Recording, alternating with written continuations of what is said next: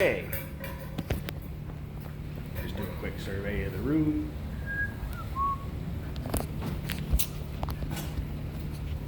Let's see.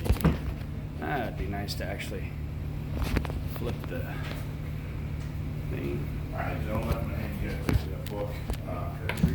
Yeah, a couple of them. You don't actually, I'm not going over all of this stuff because this is just like ridiculous amount of information for you. Awesome, good literature. Yeah. Stuff from the National Labor Relations Board, actually. So, the,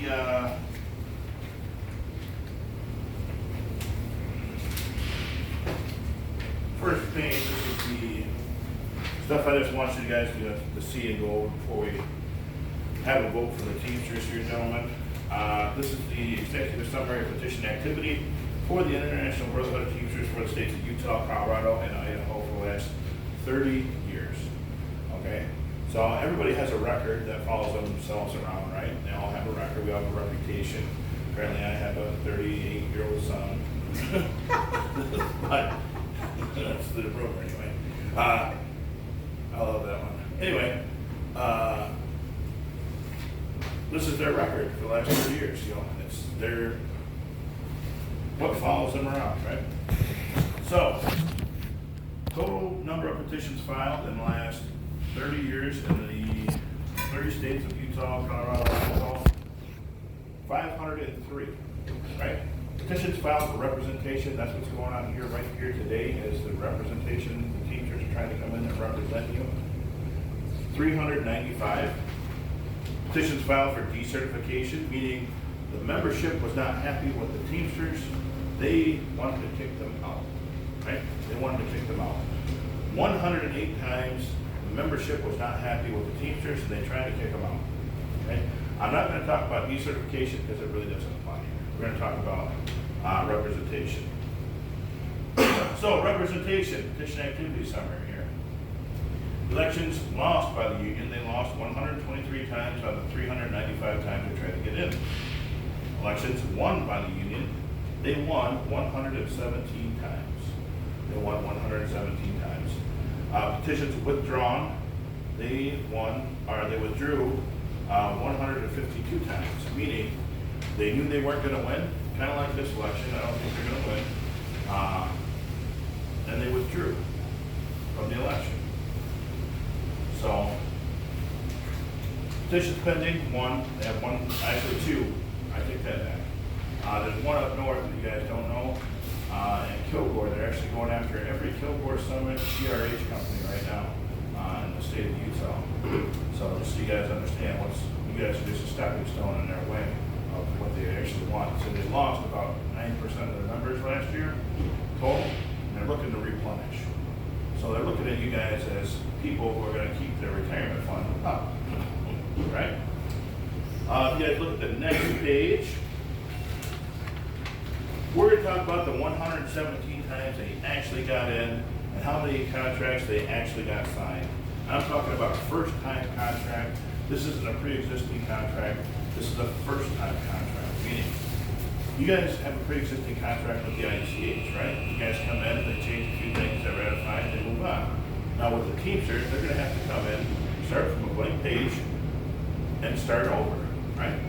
Start building guys back up when it comes down to it. So with a first-time contract, that's the longest one to get. That's the longest one to get. So out of the 117 times they try to get in, two right now are still in negotiations. Two right now are still in negotiations in the last 30 years. Negotiations failed 32 times. They failed 32 times, meaning the Teamsters either walked away, left the guys high and dry, and said, okay, bye, I'm done. Or they went on strike. Contracts they actually got signed, I'm talking first-time contracts now, guys. This is a big difference between pre-existing like Geneva and what you guys are going to be doing here. This is the first time deal. Only 51 signed, okay, when it came down to it. Only 51 got signed. Outcome unidentified, meaning the information was blocked from us, there's 23. Forced unemployment, 9, meaning once the Teamsters are voted in, the company has a right to close the doors. That's forced unemployment. That's what that means, they have the right to do so. So 9 times that happened in the last 30 years. Length of negotiations to obtain a first-time contract. On average, it's about... Yeah, they're shut down. Like that. I've seen it happen in Detroit. There was a place called Mexican Industries. The UAW got voted in. They went through contract negotiation for 6 months. Basically told them you can have whatever you want, and then closed the doors. Moved out of Mexico. It was Mexican Industries. They have the right to do so. So on average, guys, it's about 9 months to go over everything. 9 months to get a contract with these guys. There's a reason for that. Because at the 12-month mark, if they are still negotiating in 12 months, you guys have the right to start the process to decertify them. Because they're not producing a contract fast enough. You have the right to decertify them in that after 12 months. So you guys flip to the next page. We're going to look at the outcome of collective bargaining. So out of the 395 times they tried to get in, 117 times they won. Let's talk about the 51 contracts they got signed and what they did, right? What they actually did for these companies, what they did for their membership, right? Teachers are so good.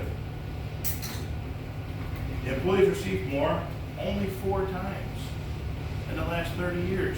4 times. This is numbers from the National Labor Relations Board. You can look this stuff up. It's called the NLRB.gov. I'm going to give you guys the information. You actually look up each and every company. That's why this packet's so thick. Employees received the same 23 times. So the same thing you guys got right now. What they call that is a sweetheart deal. They walk in and they say, hey guys, we're just going to sign. We're done. Get it done. We just want to take union dues out. That's called a sweetheart deal. Employees received less 13 times. You think anybody voted on that contract for less than what they started with? Think anybody showed up and said, you know what, I can't wait to get less money and less benefits, less everything? Hell no. You guys remember that Constitution that I was talking about? That it states in there? It states in the Constitution that they can override your vote if 50% of the people don't show up to vote on that contract. So they can override it. I think that's pretty much probably what happened there. Union failed to achieve the employee objective 99% of the time. That's a big percentage when it comes down to it. If you go to the next page, this is the stuff I can show you guys how to look this stuff up with the National Labor Relations Board. These are the companies that they've tried to get in the last 30 years in the tri-state area, guys. These are the companies, all right? If you look at the case number over here, if you go to NLRB.gov, you can type in this case number, the 27RC 8505, and then this information will pop up for this company, right? It'll be the 3PD Inc., the International Brotherhood of Teamsters, 455. This is Denver, Colorado. Company won that one. Really, you only want to look at the union wins because that's the only thing that's going to matter, you guys, if the Teamsters get in. Again, I really don't think that's going to happen. You type in the case number down here, the 19RC 13001, Advanced Network Devices. It's the 4th one down. 4th one down, Priest River, Idaho. Union 1, 9 yeses, 7 no's. No contract, walked away in 15 months. So, Union was there negotiating for 16 people, right? Weren't getting their way in the contract, and then they just walked away and left those 16 people high and dry. That's actually happened. It happened in 2016. I mean, no, 1995. I'm sorry, I looked at the wrong one. Looked at the wrong one. All right. I'm pretty much going to let you guys go over this because there's 101 pages of all this type of stuff to look up. I'm going to give you guys these so you guys can look this up if you guys so choose. Feel free to look any of this information up. Like I said, it comes from the National Labor Relations Board. Your company is on page 48 too. Yep. So you guys are on page 48, just to show you guys.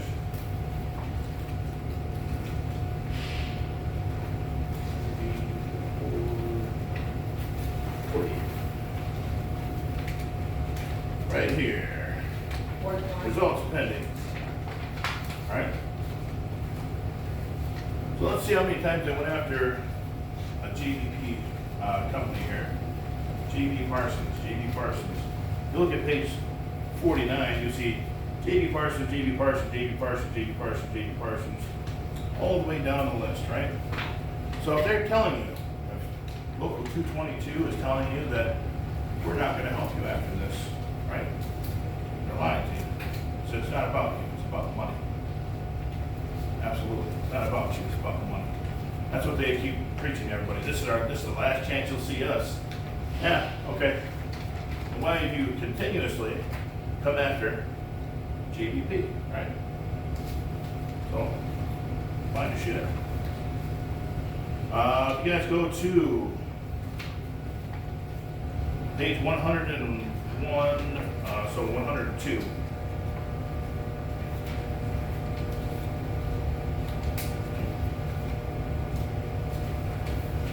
There'll be a blue page that looks just like this.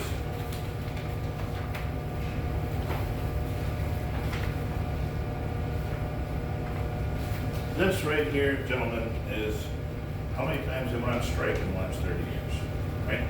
These guys love to strike. They've already told you guys, hey, things aren't working out, we're gonna go on strike, right? So, 1,771 times in the last 30 years they went on strike. 4 times just last year they went on strike. Right? These guys love to go on strike. I just want to show you guys that is a possibility. These guys don't mind it because it doesn't really affect the Teamsters organization. It affects you guys and the company for that matter. If you look at the next page, this is what's called an LM2 financial, gentlemen. I know I'm going over this kind of quick. So this is called an LM2 financial. When it comes down to it, this is the tax information that the Teamsters have to file with the national government. The reason they've been filing this is the Kennedys back in the 60s. So 1963, I believe, they passed this with JFK and his brother. That's some of the people believe that's why they got shot.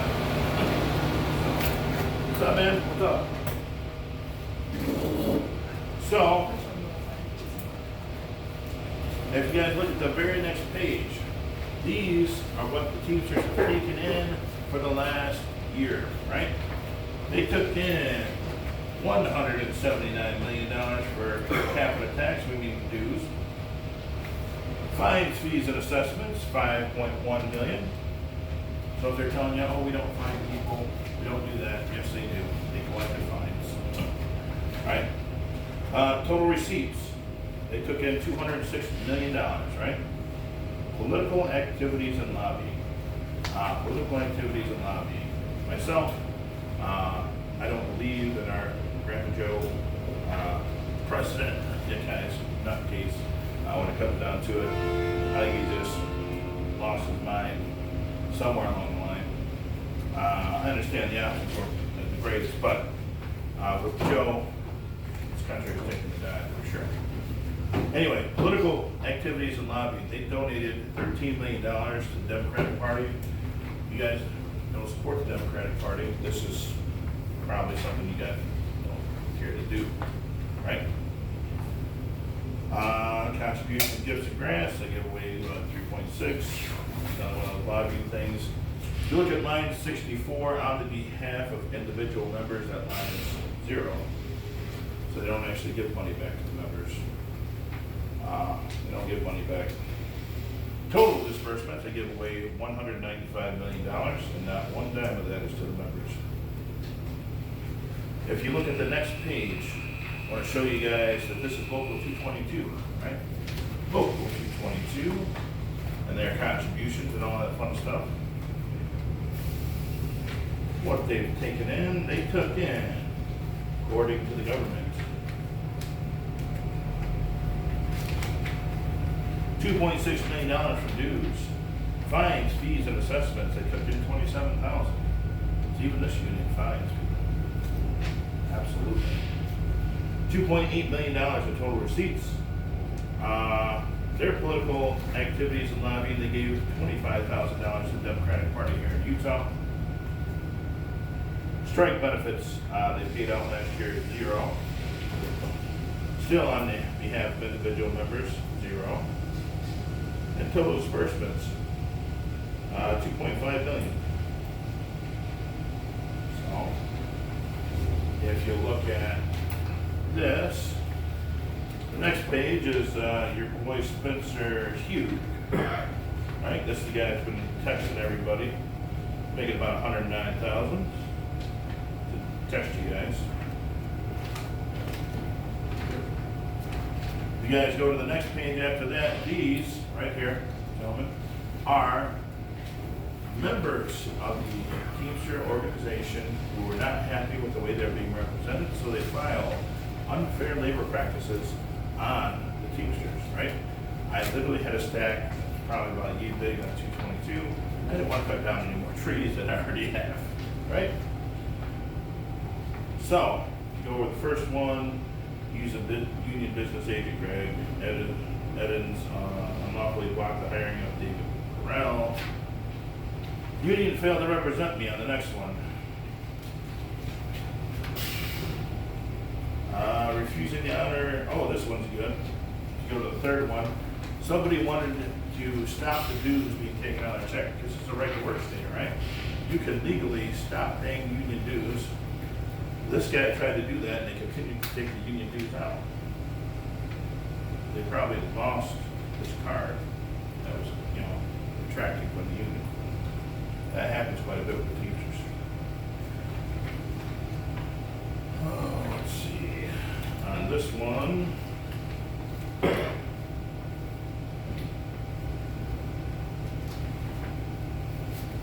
on the additional page.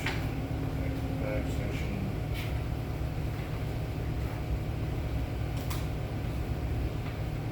Discrimination. They discriminate against people. They want to do their job because somebody was not the same color. This one was a discharge. They did not represent this gentleman. And I can go on and on about these guys not representing. I understand that the IUCH has a problem with representing as well, right? That's one of the main issues with the IUCH. They don't represent, but teachers, they pick and choose who they want to represent, right? Hopefully it's you. Hopefully it's you. But I think you guys have an opportunity on Monday. I was just talking to a couple guys in the last meeting. You guys have an opportunity because there's going to be more people in one area, right? You guys are going to be collective with a couple different plants here to talk to Derek Pack. So you guys have you guys have an opportunity to talk to those people. Get those people moving in the right direction. If the guys last meeting told me, I want to see a vote for the president, the vice president, whatever. I said, it's your right. You guys have every right to do so. Then make it happen. I can't touch it. It's illegal for me to do that. But if they want to do it, you're more than welcome to start pushing those things in the right direction, because everybody's going to be there, right? If you guys want to see change, you have to be the change. You can't wait for it to happen. You have to make it happen, right? So they have to do the same thing with the IUCH president, vice president, and everything else like that. That's a good opportunity to do that. Any questions on the information, gentlemen?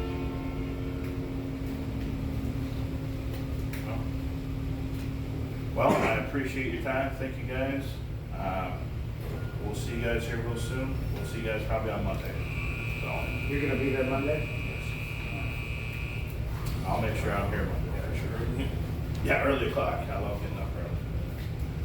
I feel the same way. Do we need packets of them? No, they can have them. I'll let you guys take those. You guys want them.